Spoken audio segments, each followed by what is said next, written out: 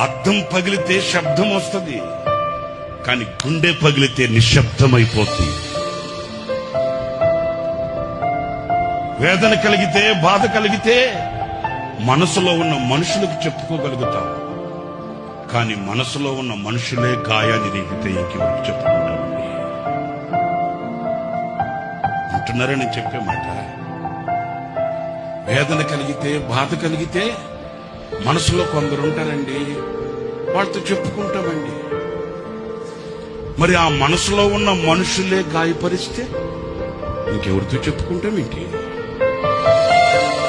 దేహానికి గాయమైతే కుదుట పడుతుంది, ఎవరో సహాయం చేస్తారు, మేలు కలుగుతుంది. మరి గుండెకే గాయమైతే గుండె గాయాన్ని చూడగలిగిన వాడు ఎవడున్నాడండి? ఆ గుండెకు కలిగిన గాయమే ఒక గేయం. ఆ గేయమే ఈ సంవత్సరానికి మనందరికీ ఒక